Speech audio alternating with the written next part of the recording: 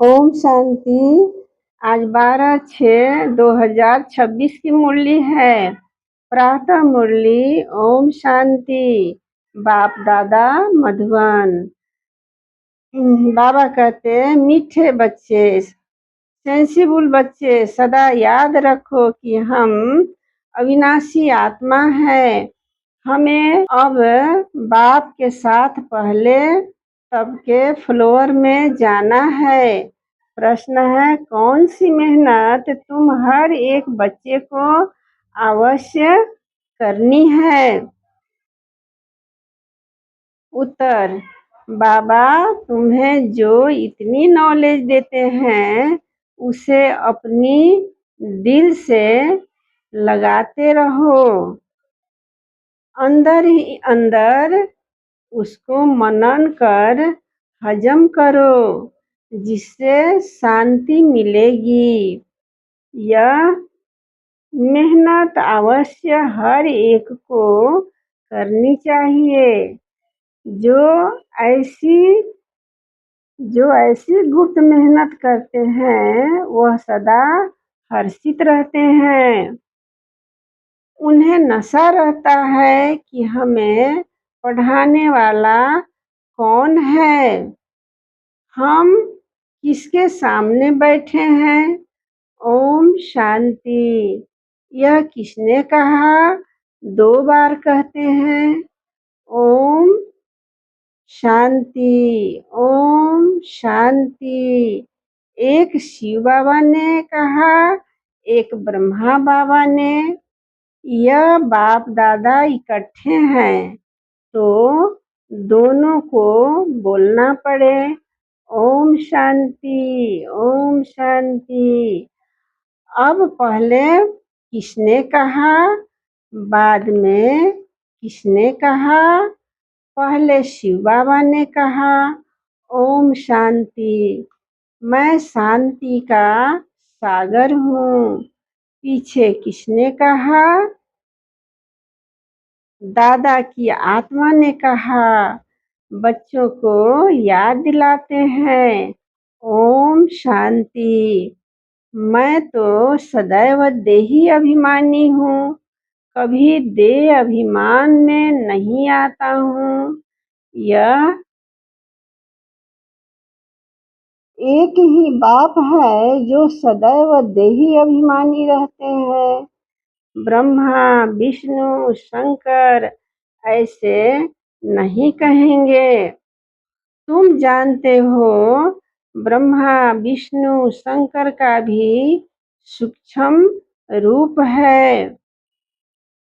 तो ओम शांति कहने वाला एक शिव बाबा है, जिसको कोई शरीर नहीं। बाप तुमको अच्छी रीति समझाते हैं और कहते हैं, मैं एक ही बार आता हूँ। मैं सदैव देही अभिमानी हूँ।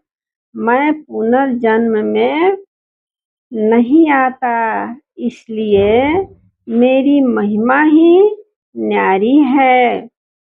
मुझे कहते हैं निराकार परमपिता परमात्मा। भक्ति मार्ग में भी शिव के लिए कहेंगे निराकार परमपिता परमात्मा है। निराकार की पूजा होती है। वह कभी देह में नहीं आते हैं, अर्थात देह अभिमानी नहीं बनते हैं। अच्छा, फिर उसके नीचे आओ सूक्ष्म वतन में, जहाँ ब्रह्मा विष्णु शंकर रहते हैं। शिव का नाम रूप तो देखने में नहीं आता है, चित्र बनते हैं, लेकिन वह है निराकार। वह कभी साकार बनते ही नहीं। पूजा भी निराकार की होती है। बच्चों की बुद्धि में सारा ज्ञान रहता है। भक्ति तो की है, चित्र बच्चों ने देखा है। तुम जानते हो, सतयुग त्रेता में न चित्रों की भक्ति होती, न विचित्र की। बुद्धि में आता है परमपिता परमात्मा विचित्र है। उनका न सूक्ष्म न स्थूल चित्र है। उनकी महिमा गाई जाती है। दुख हरता सुख करता पतित पावन तुम और किसी के चित्र को पतित पावन नहीं कहेंगे। कोई भी मनुष्य नहीं जिनकी बुद्धि में यह बात हो। ब्रह्मा विष्णु शंकर है सूक्ष्म वतनवासी। पहला तबका, फिर दूसरा तबका, ऊंच से ऊंच सूक्ष्म वतन।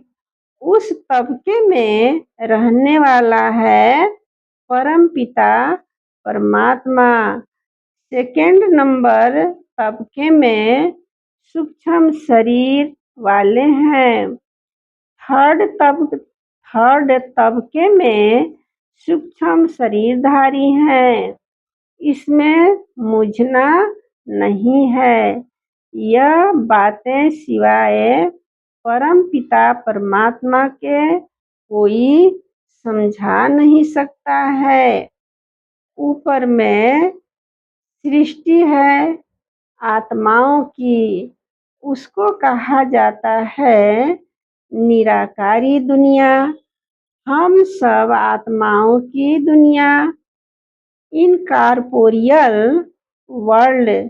फिर हम आत्माएं कॉर्पोरियल वर्ल्ड में आती है।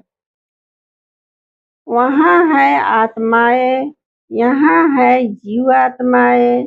यह बुद्धि में रहना चाहिए। बरोबर हम निराकारी बाबा के बच्चे हैं।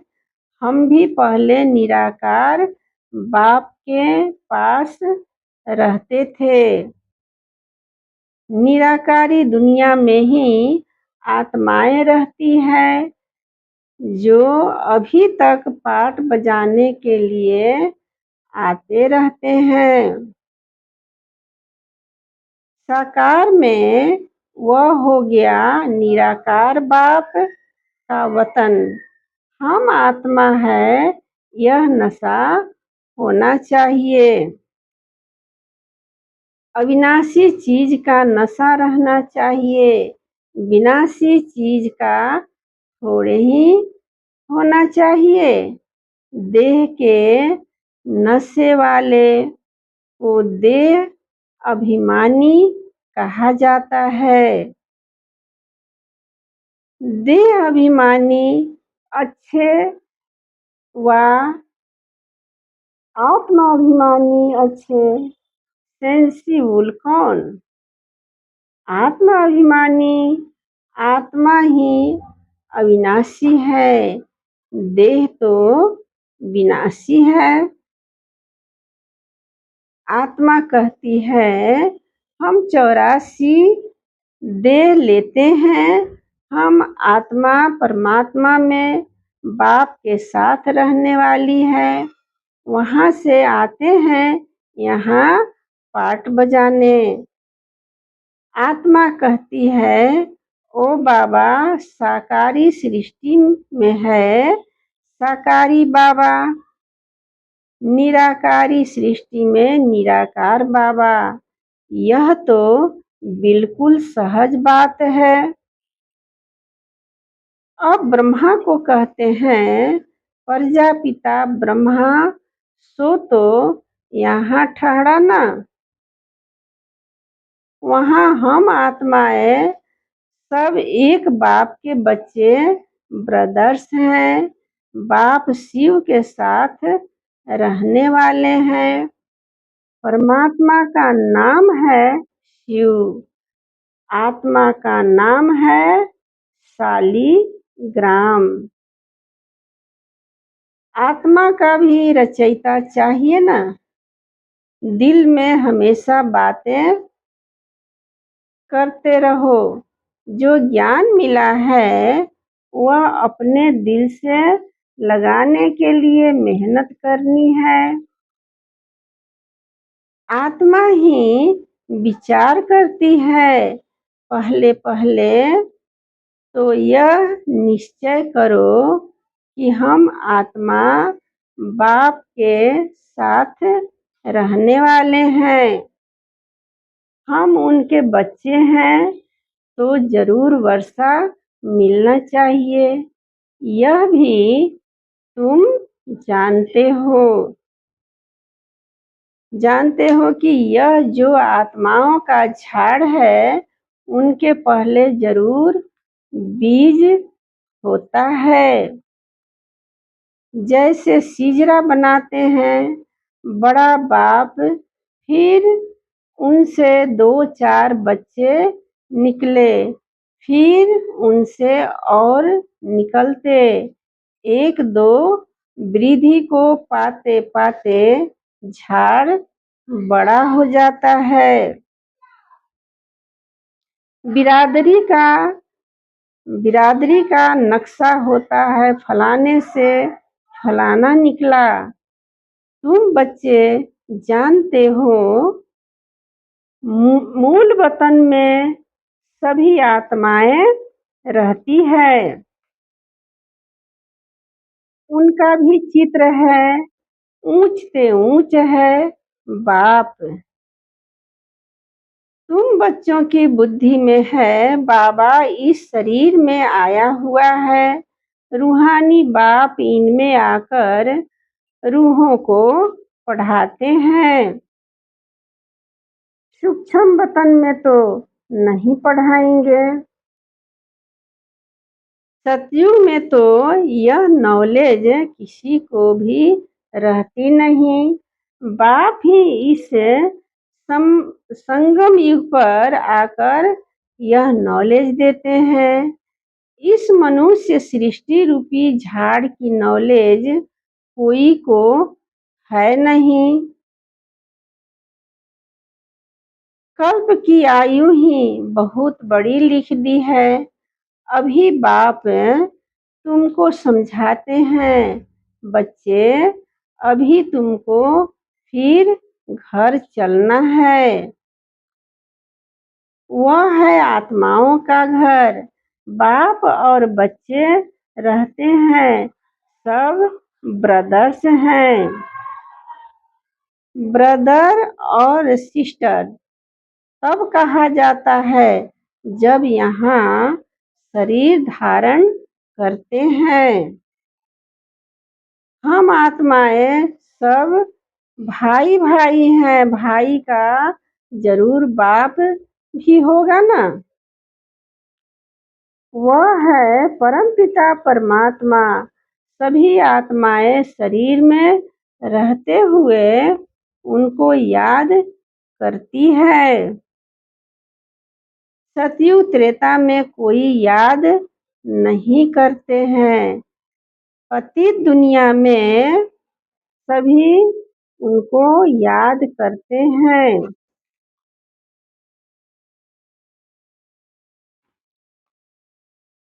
क्योंकि सब रावण की जेल में है। सीता पुकारती थी, हे राम। बाप समझाते हैं राम कोई त्रेता वाला याद नहीं आता है। राम परमपिता परमात्मा को समझ याद करते हैं। आत्मा पुकारती है, अभी तुम जानते हो आधा कल्प फिर हम किसी को पुकारेंगे नहीं।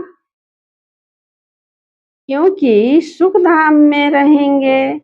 इस समय बाप ही समझाते हैं, दूसरा कोई जानते ही नहीं। वह तो कह देते हैं कि आत्मा सो परमात्मा। आत्मा परमात्मा में लीन हो जाती है। बाप समझाते हैं आत्मा तो अविनाशी है, एक भी आत्मा का विनाश नहीं हो सकता है। जैसे बाप अविनाशी वैसे आत्मा भी अविनाशी है। यहाँ आत्मा पतित तमो प्रधान बनती है, फिर बाप सतो प्रधान पवित्र बनाते हैं। सारी दुनिया को तमो प्रधान बनना ही है, फिर सतो प्रधान बनना है। पतित दुनिया को पावन बनाने बाप को आना पड़ता है। उनको कहते ही है गॉड फादर। बाप भी अविनाशी है, हम आत्माएं भी अविनाशी हैं।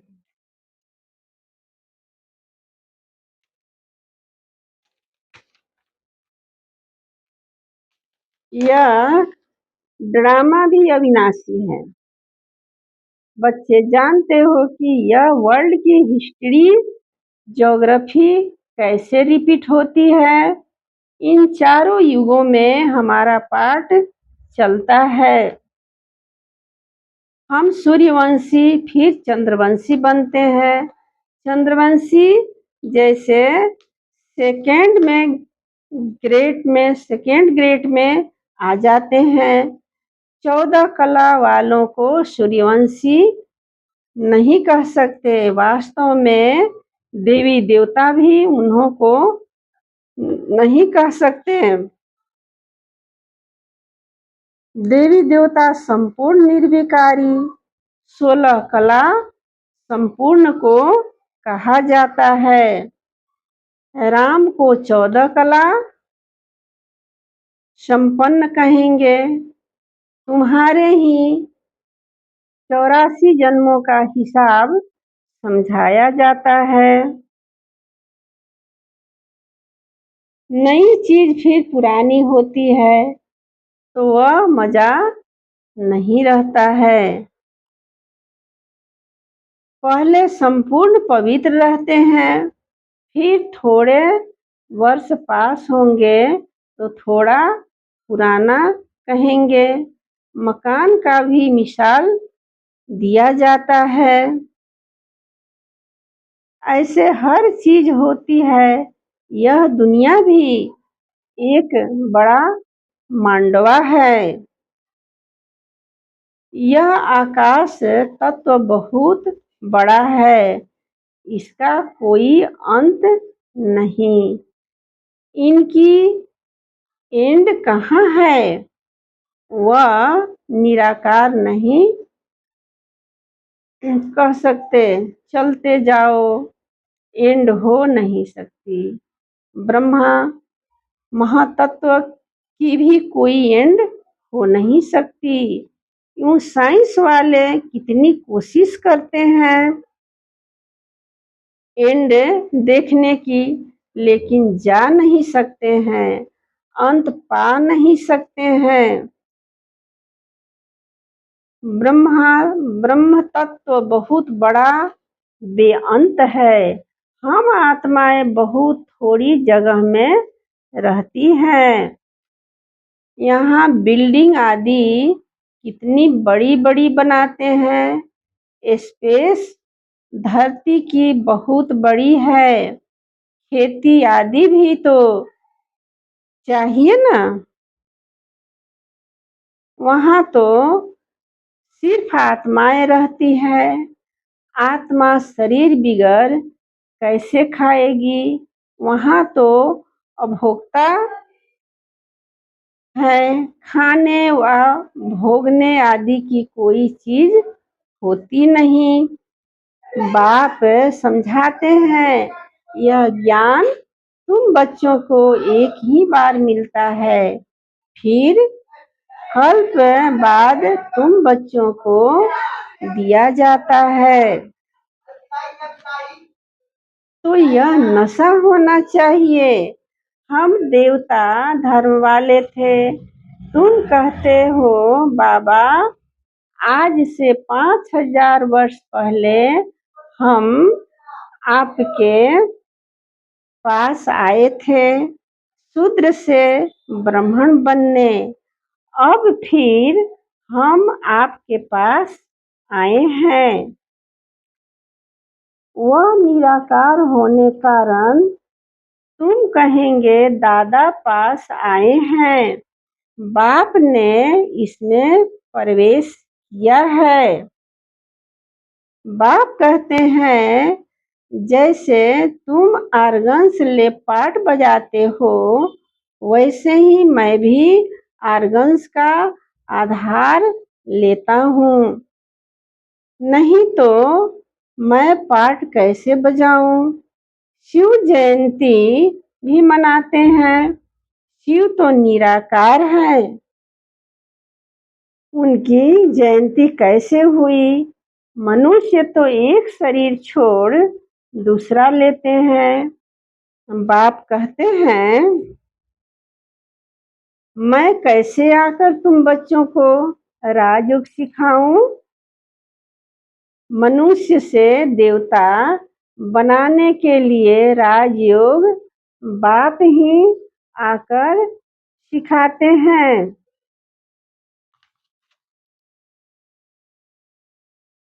मुझे ही पतित पावन ज्ञान का सागर कहते हैं। मुझे झाड़ के आदि मध्य अंत का मालूम है। तुम बच्चे समझते हो बाबा इसमें प्रवेश कर हमको सब नॉलेज समझाते हैं।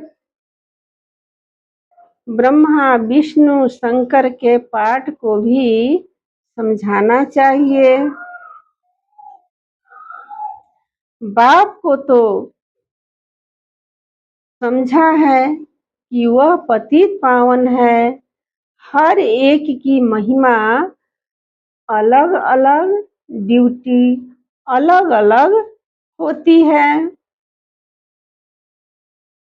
प्रेसिडेंट, प्राइम मिनिस्टर आदि बनते हैं।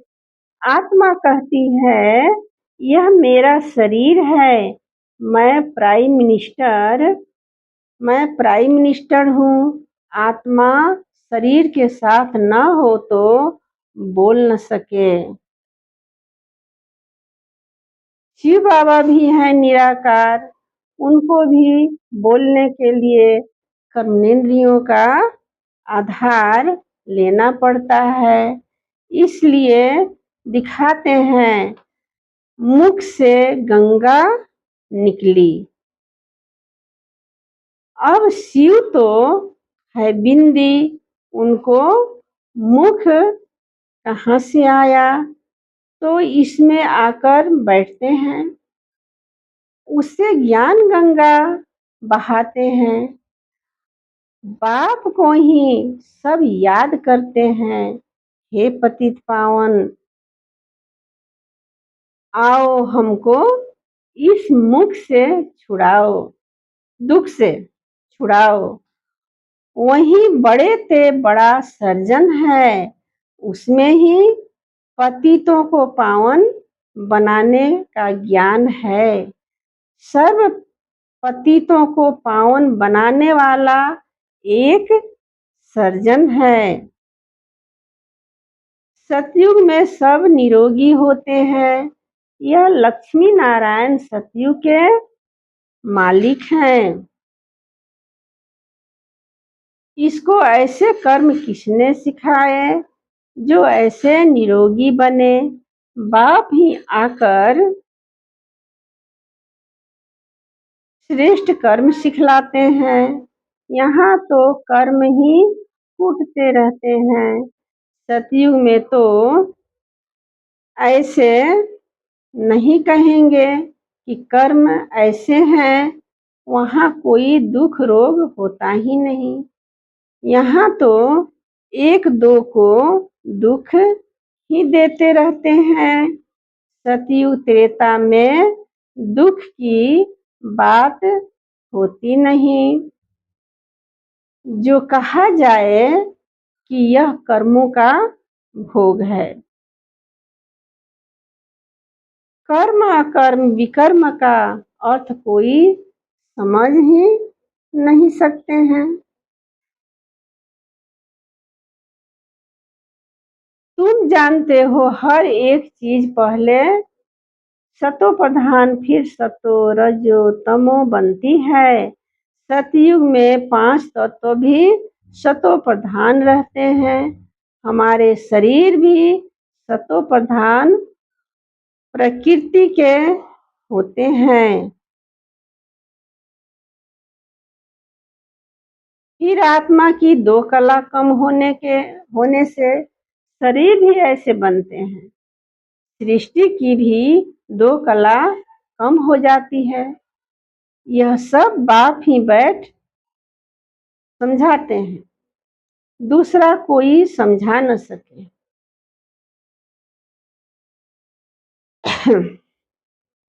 अच्छा, मीठे मीठे सिकी लड्ढे बच्चों प्रति माता पिता बाप दादा का याद प्यार और गुड मॉर्निंग।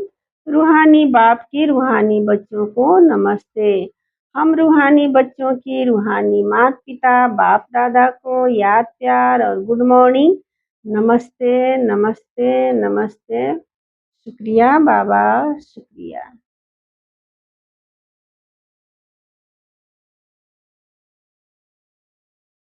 धारणा के लिए मुख्य सार। पहला पॉइंट, अभी से ही बाप की श्रीमत पर ऐसे श्रेष्ठ कर्म करने हैं जो फिर कभी कर्म कूटने न पड़े, अर्थात कर्मों की सजाएं न खानी पड़े। दूसरा पॉइंट, किसी भी विनाशी चीज का नशा नहीं रखना है। यह देह भी विनाशी है, इसका भी नशा नहीं रखना है। सेंसिबल बनना है। वरदान है, इस पुरानी दुनिया को विदेश समझ, इससे उपराम रहने वाले स्वदेशी भव। जैसे कई लोग विदेश की चीजों को टच भी नहीं करते हैं, समझते हैं अपने देश की चीज का प्रयोग करें। ऐसे आप लोगों के लिए यह पुरानी दुनिया ही विदेश है, जिससे उपराम रहो। अर्थात पुरानी दुनिया की जो चीजें हैं, स्वभाव संस्कार हैं, उनकी तरफ जरा भी आकर्षित न हो। स्वदेशी बनो, अर्थात आत्मिक रूप में अपने ऊंचे देश परम धाम और इस ईश्वरीय परिवार के हिसाब से मधुबन देश के निवासी समझ इसके नशे में रहो। स्लोगन, झमेलों में फंसने के बजाय सदा मिलन मेले में रहो। ये अव्यक्त इशारे। सदा हर्षित रहने के लिए अपनी नेचर को सरल बनाओ, सहनशील बनो।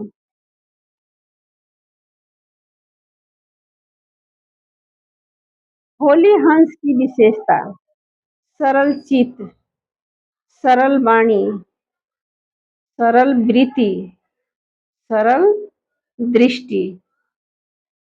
बाप दादा को सबसे प्रिय, सबसे समीप, साफ दिल वाले प्यारे हैं। साफ दिल सदा बाप दादा के दिल तख्त नशीन।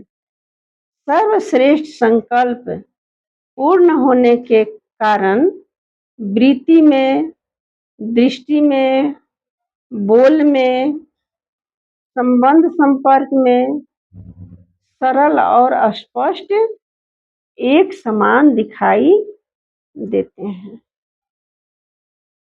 ओम शांति।